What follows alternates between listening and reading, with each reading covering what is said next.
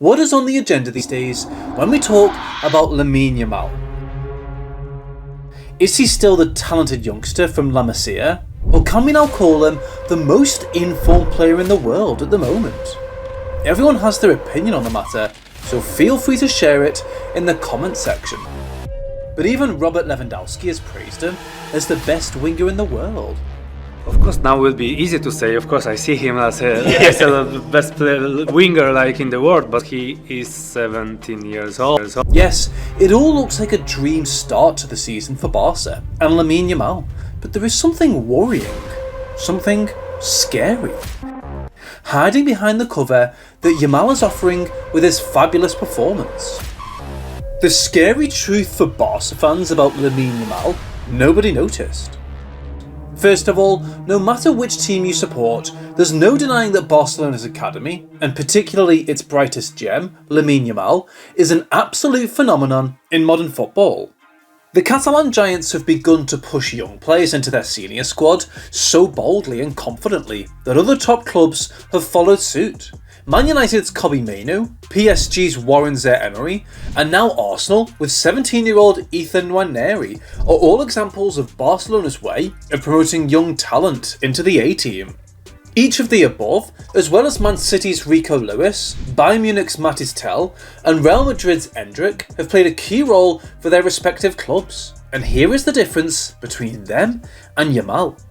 Not only has the Spanish wonderkid played a key role for Barca and Spain last season, but especially since the summer, it's safe to say that he is such an integral part of the team that they struggled to win without him on the pitch. And that was evident in the match against Osasuna, the first real disaster Barcelona suffered after a dream start to the season. And here is where La Masia comes into the conversation again, but this time in a negative way. Against one of Barcelona's seemingly easier rivals, Osasuna, a team the Catalans hadn't lost to in over 4 years, Hansi Flick decided to make changes and rest some key names, including Yamal. As a result, the German coach started with 6 under-22 players, 4 of whom have almost no La Liga experience. And the difference to the previous humiliations Barca had inflicted on their opponents was evident. Just 2 shots on target in the first half, compared to 2 goals conceded and a ton of other chances for their opponents. This game was a perfect example of how La Masia can give you a huge advantage, but it can also make you rely on it too much. And here comes Yamal's role. He played around 30 minutes, and this is how much he contributed in this short period of time. 2 chances created, including a brilliant cross for Ferran Torres late in the second half, and also scoring a stunning strike from outside the area to make the 4-2 defeat at least a little less devastating. This loss probably won't have too much of a negative impact on the team, even though it came out of nowhere, but it showed us a trend that Barcelona fans had forgotten about since Messi's departure, relying too much on one player. And counting on a 17-year-old who hasn't fully developed his physique and is at risk of serious injury in literally every game is not the best of ideas. By the way, by mentioning the Argentinian legend, let's talk about their relationship with Yamal and the similarities between them, starting with the first moment they met. At the age of 1, Yamal's parents took their baby to take part in a charity photo shoot for a Barcelona calendar, bathed by the team's stars. And here is the magical moment. Of all the Barca players at the time, Yamal had the look to be photographed with Leo Messi, the player who would eventually become his idol and role model. Yes, this story was circulating on social media, especially around the Euros this summer, but few were those who thought about something much more important than the photo shoot itself.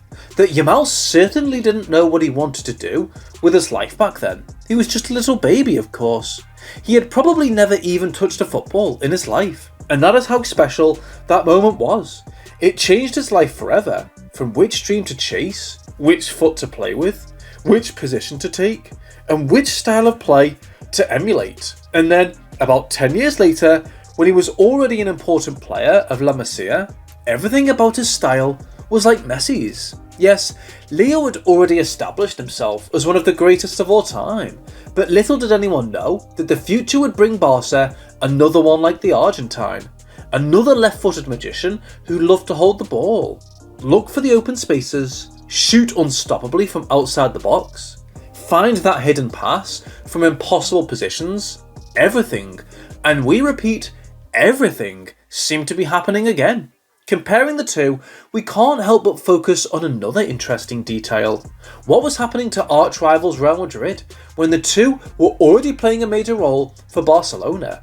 About 15 years ago, Los Blancos started building Los Galacticos 2.0. Yes, after the failed superstar squad of Zidane, Beckham, Figo and R9, Madrid, with Florentino Perez at the helm, were determined to create a new Galacticos team. And they did, bringing in the likes of Cristiano Ronaldo and Kaká as the first stars of the new project, followed by Luka Modric, Toni Kroos, Gareth Bale, Karim Benzema and many more. On the other side of the coin was Barcelona, that same old Barca, who relied heavily on homegrown talent and preferred to strengthen their squad with only the bare necessities, without splashing the cash. And that same team won the Champions League 4 times in 9 years, between 2006 and 2015, doing it the Barca way, with style, supremacy, and without a shadow of a doubt, in the triumph. Yes, a lot has changed over time. 9 more years have passed since 2015. Barca have failed to win the Champions League even once, while Real Madrid have done it an incredible 5 times. But what is also new is the current transition from Galacticos 2.0 to Galacticos 3.0. The old guns of Ronaldo, Benzema, Bale and Kroos are already a distant memory for Madrid, but the new generation of superstars at the Santiago Bernabeu is already well underway, with the likes of Aurelien Tchouameni, Jude Bellingham, Antonio Rudiger, Kylian Mbappe and Endrick having arrived in the last 3 years. To return to the comparison with Barca, the only way to counter Madrid now, given their difficult financial situation, is through La Masia, the academy that has produced at least one super talent every year for the past 4 seasons. And this new generation is led by 17-year-old Yamal, from whom Barca fans have the same expectations as they did from the young Messi 15 years ago, to be the man to stop Real Madrid's dominance. To bring this conversation back to its main topic, this isn't like many other videos on the internet, where people try to make up non-existent proofs just to illustrate their point. So, the focus on these scary truths are 2 interrelated things. Firstly, the danger of Barcelona relying too much on Yamal, as happened with Messi 5 or 6 years ago, and secondly, him getting seriously injured. There's a certain logic behind this, given the number of Barca players who have been sidelined at the start of the season. And we're talking about players with far more experience and far better physiques than Lamine. Names like Ronald Araujo, Andreas Christensen and Dani Olmo.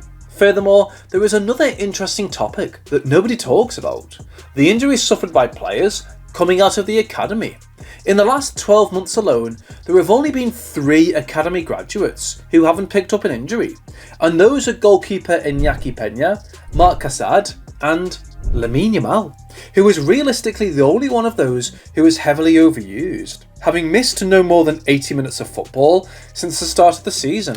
Everyone else, Baldi, Fati, Araujo, Olmo, Fermin Lopez, and the 2 midfielders who suffered ACL tears, Gavi and Marc Bernal, were all absent in that time. The trend suggests that there's nothing stopping Yamal from picking up an injury anytime soon. And if that happens, all the good news Barca have been enjoying since the start of the season will soon be forgotten. On a more positive note, there is a solution to every problem, and the solution here is largely down to luck. But once Barca are able to use all of their players, especially in midfield and up front, things, on paper, should be much more comfortable. In an ideal scenario, Barca would have many more options. For example, deploying the absolute top team with Frenkie, Pedri and Olmo in midfield, Lamine and Rafinha on the wings, and Lewandowski in attack. Then scoring the goals needed to seal the game early in the second half, and rotating with rotational players such as Fermin, Ferran Torres, Casado, Fati and Gavi.